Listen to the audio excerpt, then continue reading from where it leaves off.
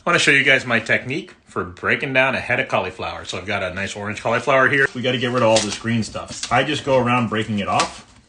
So you can see here, I've broken off most of that green bottom part.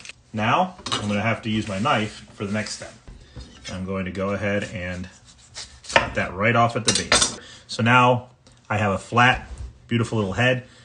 We got to get rid of this core. I've got this upside down. Now, some people will put this in a bowl at this point, and you can do that if you like. I just go right on my cutting board. Now, I'm going to take my knife, and I'm going to go straight down like this, but at an angle.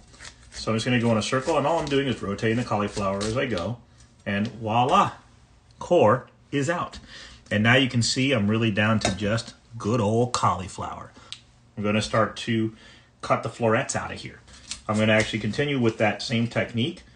But now my goal is different. Instead of targeting the core, I'm trying to get these beautiful florets. See that? Now I can just start breaking them off. Boom, look at that. So once I get it started with that knife, I find I can just kind of snap them off like this. See this one here?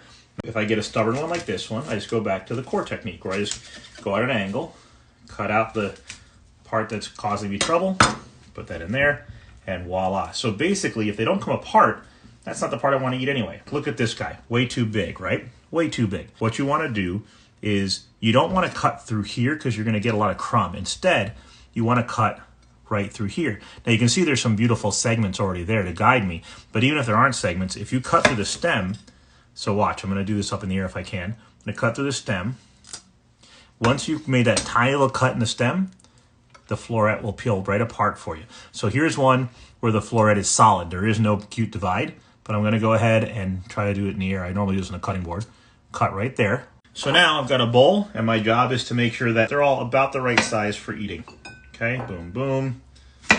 See how I'm just going right into the stem. If I think they're too big, this one still looks too big to me. Boom, perfect. Don't bother cutting the floret part. Cut the stem part, and your florets will pull apart. And you can see all I do is kind of size them with my eye. Oh, and here's a nice big one. Okay, that's it, guys. That's how you prepare a cauliflower. So there you go, folks. All broken down. This technique will also work on broccoli in terms of the breaking up the florets.